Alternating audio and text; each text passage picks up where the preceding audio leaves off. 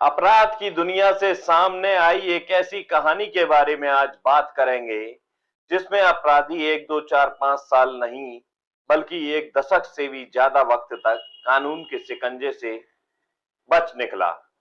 लेकिन आखिरकार पुलिस की पकड़ में एक वक्त के बाद अपराधी आ गया। 15 साल तक ये अपराधी पुलिस को चकमा देता रहा और उसने एक ऐसी नई फर्जी जिंदगी बनाई जिसमें नया नाम, नया परिवार, नई पहचान थी। लेकिन सच कितना भी छुप जाए सामने आ ही जाता है एक न एक दिन।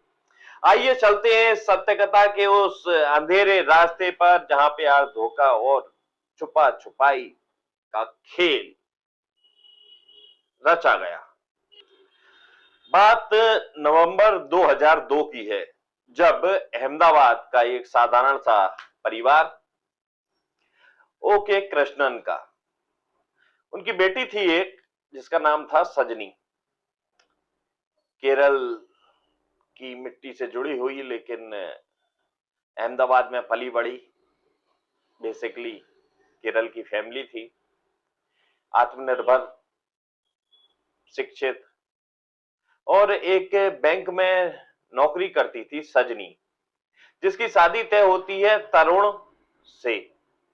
सजनी की उम्र करीब 26 साल रही होगी, खूबसूरत थी, एक बैंक में कर्मचारी थी और तरुण भी केरल का रहने वाला था। मध्य प्रदेश के मंदसौर में पला बड़ा, एक स्कूल में बास्केटबॉल का कोच जो बच्चों को खेल सिखाता था। तरुण जी नाराज, उसकी भी उम्र 28 साल और कोच खिलाड़ी, दोनों की शादी तय हो गई और शादी तय होने के बाद शादी हो भी गई। एक परिवार की तरह अहमदाबाद के भोपाल इलाके में दोनों रहने लगे। अब शादी के करीब 3 महीने बीते। तरुण और सजनी, छोटा सा घर और परिवार। बाहर से देखने में सब कुछ सामान्य है, ऐसा लगे मानो सब कुछ ठीक है। फिर 14 फरवरी 2003 का दिन आया, वैलेंटाइन डे। जब कुछ लोग खास दिन को मनाने की तैयारी कर रहे थे, उसी दिन उस घर में सजनी की हत्या की साजिश को अंजाम दिया गया। सजनी की लाश के गले पर दुपट्टे के निशान थे। तरुण ने लूट की कहानी सुनाई। उसने बताया कि वो घर पर नहीं था, उस समय कोई आया और शायद लूटपाट को अंजाम दे गया और लूटपाट के मकसद से ही हत्या की गई है, क्योंकि घर का सामान इधर उधर बिखरा हुआ था, जैसे कोई चोर आया हो। और फिर तरुण बहुत दुखी नजर आ रहा था, इतना दुखी कि उसकी तबीयत भी बिगड़ गई और वो भी अस्पताल में भर्ती हो गया। लेकिन सजनी के परिवार को कुछ खटक रहा था। उनके पिता ओके कृष्णन को ऐसा लगा कि मानो कुछ गड़बड़ है, लेकिन तब तक कुछ कह नहीं सकते थे क्योंकि तरुण लूट का मामला बता रहा था और वो कह रहा था कि उसे बड़ा दुख है, इतना दुख कि वो सजनी के लाश के आसपास जाने से भी कतरा रहा था, रो रहा था बहुत ज्यादा, उसकी तबीयत भी नासाज हो रही थी, ऐसा नजर आ रहा था। लेकिन असलियत क्या थी? क्योंकि सजनी के पिता को संदेह था, लेकिन घर की जो तस्वीरें थी, सामान की उठापटक या चोरी जैसे हालात, वो एक और ही कहानी बयान कर रहे थे। अब हुआ यूं कि हत्या के बाद सजनी के बैंक खाते से 11,000 रुपए निकाले गए और फिर तरुण भी रातों रात अस्पताल से गायब हो गया, अहमदाबाद की सड़कों से, पुलिस की नजरों से और सजनी के परिवार की जिंदगी से। सवाल था कि तरुण गया कहां? पुलिस को पता चला तरुण की एक पुरानी दोस्त जो बास्केटबॉल खिलाड़ी थी, जिसके लिए उसने सजनी को मार डाला था। उससे पूछताछ की तो उसने बताया कि वो आया था मगर चला गया। पड़ताल के दौरान पुलिस को कंफर्म हो गया कि तरुण ने सजनी को दुपट्टे से गला घोंटकर मार डाला। ये पुलिस की कहानी है। जब उस लड़की ने बताया, जो लड़की शादी के पहले तरुण के संपर्क में थी, कि वो मेरे पास आया था लेकिन मैंने उससे कहा कि मैं किसी हत्यारे से शादी नहीं कर सकती। तरुण उसको बयां कर चुका था हकीकत। उसके बाद तरुण उसको छोड़कर चला गया और वो कहां गया कहां नहीं गया किसी को नहीं मालूम। अपनी बेटी की हत्या के बाद अहमदाबाद में सजनी का परिवार टूट चुका था। उन्हें तरुण पर हत्या का शक था और पुलिस तो लगभग कन्फर्म ही थी, लेकिन तरुण जब तक नहीं मिलता तब तक क्या पता चलता। तरुण गायब था। बेटी के पिता ओके कृष्णन और मां बहन हर दिन इंसाफ के लिए जी रहे थे, गुहार लगा रहे थे अलग अलग जगहों पर। साल 2006 में परिवार ने हिम्मत जुटाई और तत्कालीन मुख्यमंत्री नरेंद्र मोदी से मुलाकात की। उन्होंने मांग की हमारी बेटी के हत्यारे को पकड़ा जाए। इस मुलाकात के बाद Ahmedabad detention of crime branch ने जांच तेज की। पुलिस ने तरुण के परिवार पर नजर रखी। उसकी मां, जो मंदसौर में रहती थी, एक रिटायर्ड नर्स थी, पुलिस ने उनके भी फोन रिकॉर्ड्स खंगाले। हजारों नंबरों की जांच की गई। 5 राज्यों में जाकर तलाश की गई, गुजरात, मध्य प्रदेश, महाराष्ट्र, केरल, कर्नाटका। लेकिन तरुण तो ऐसा लगा जैसे मानो कि हवा में गायब, कहीं कुछ अता पता नहीं। मिल ही नहीं रहा था पुलिस को कोई भी सुराग किसी भी तरह का। फिर 2016 में पुलिस को एक सुराग मिला। किसी ने बताया कि उसने दिल्ली के एक मॉल में देखा है किसी को और वो शख्स तरुण से मिलता जुलता था। उसने पुलिस को खबर दी और यहीं से तरुण की फर्जी जिंदगी का पर्दा उठने लगा। कड़ियां तलाशी गईं, जैसा कि हमने पहले भी बताया कि सर्विलांस किया गया, अलग अलग नंबरों की जांच की गई और उन्हीं नंबरों की जांच के दौरान एक कस्टमर केयर का नंबर पुलिस को मिला। पुलिस को संदेह हुआ कि इस नंबर से जरूर तरुण का कुछ लेना देना है, कोई कनेक्शन है। कस्टमर केयर का नंबर, और सारे राज खुल गए इस नंबर से।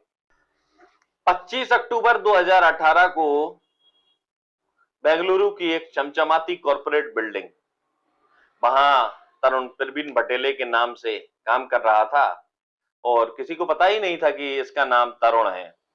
प्रवीण भटेले से जब अपनी डेस्क पर काम कर रहा था तभी अहमदाबाद क्राइम ब्रांच की टीम वहां पहुंची और प्रवीण भटेले को बुलाया गया। जब क्राइम ब्रांच की टीम ने बोला तरुण को, हेलो तरुण, तो वो भौचक, क्योंकि उसे तरुण के नाम से सालों से कोई जानता ही नहीं था और उसे तो सब प्रवीण के नाम से जानते थे। जब हेलो प्रवीण की बजाय हेलो तरुण बोला पुलिस ने, तो होश उड़ गई तरुण के। तरुण ने सवाल किया कि आपने मुझे पकड़ा कैसे, आपको पता कैसे चला कि मैं यहां। पुलिस ने प्रवीण भटेले को यानी तरुण को हथकड़ी लगाई।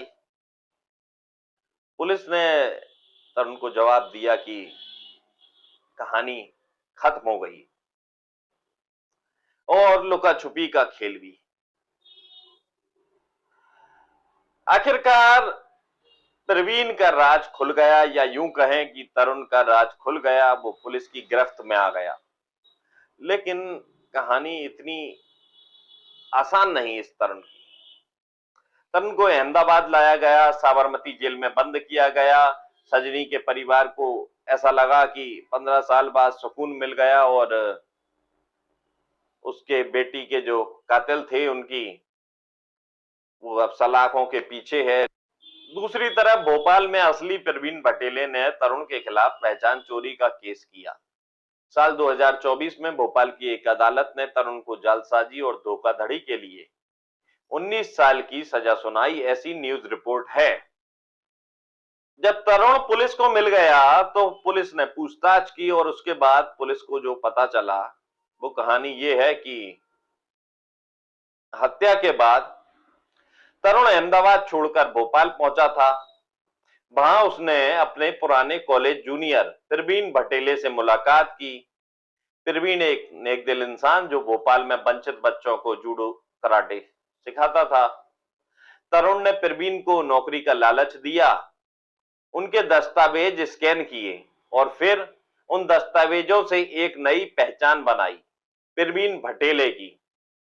Passport, Aadhaar card, pan card, driving licence, सब कुछ फर्जी, लेकिन इतने सटीक कि किसी को कोई शक ना हो।